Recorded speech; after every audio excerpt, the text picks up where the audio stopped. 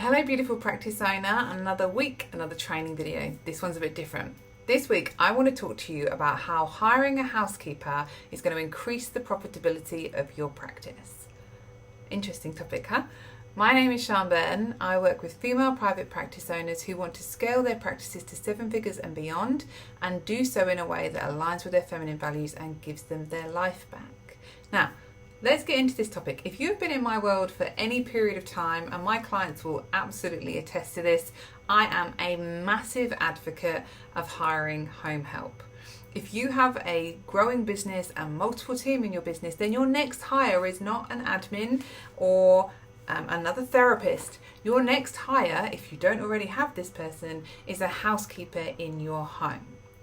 This is quite a controversial topic, I know. It creates all sorts of facial things going on with my clients and all sorts of feelings when I talk about it. But it is so fundamentally important, I believe, that I have a whole module on it on the introduction work for my Success Without Sacrifice program. And let me tell you why, so I can change some of your thought process on this topic. Firstly, I am all about building success without sacrifice.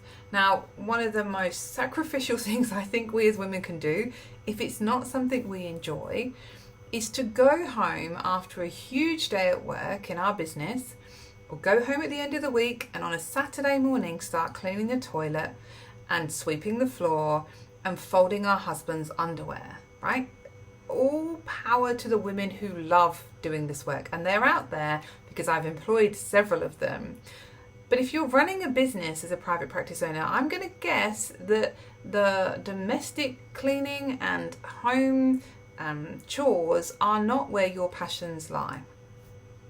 We do those things because we live under this pretense that we as women should still be 1950s housewives, doing the washing and the cleaning and the cooking and the ironing and the chauffeuring of our children everywhere, and all those additional 21st century roles of hosting birthday parties and hosting play dates and shopping for gifts for teachers and crafting and using cricket machines to create all of these additional things that even 1950s housewives didn't have to do.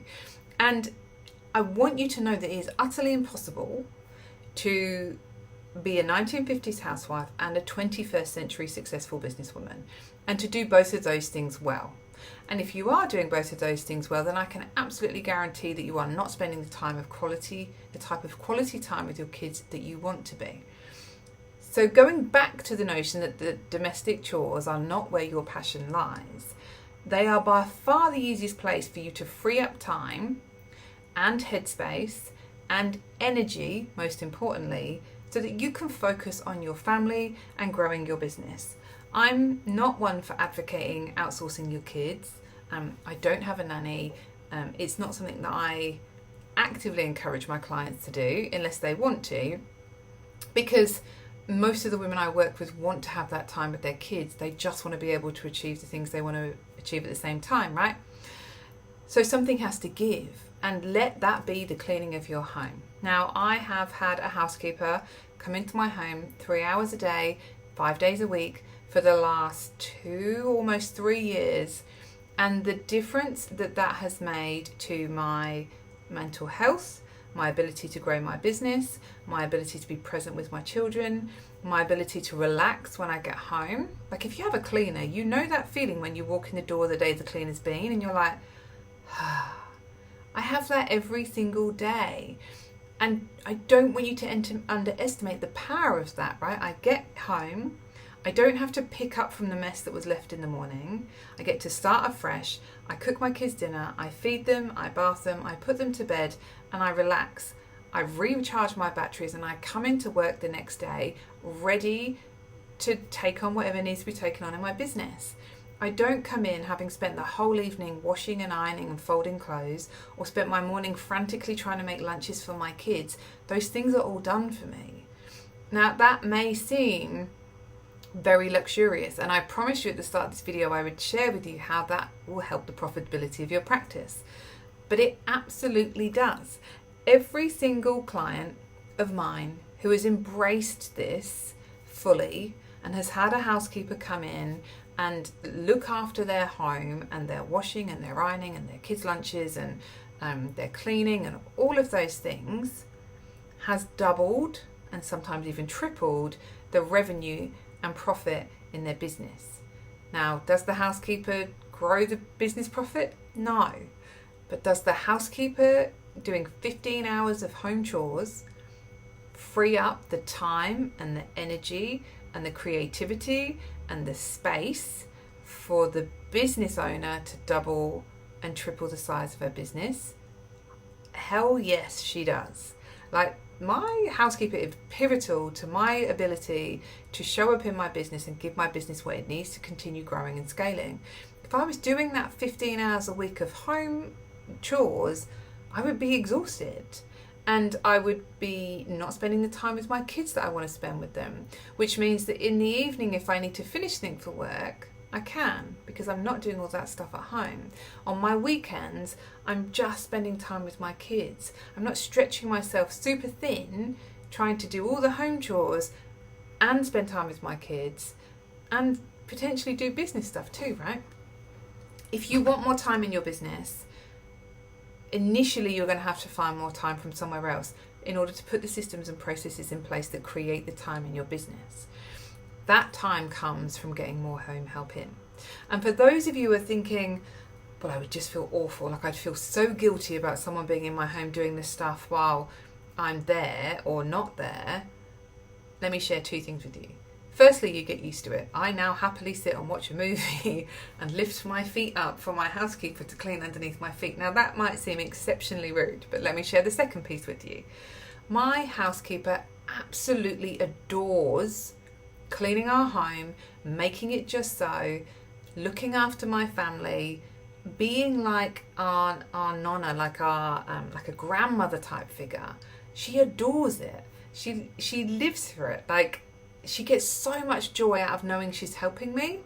And she said to me before, like, I know you help women, and I feel like me helping you have the headspace to do that in a little way, I'm helping you to help those women, right?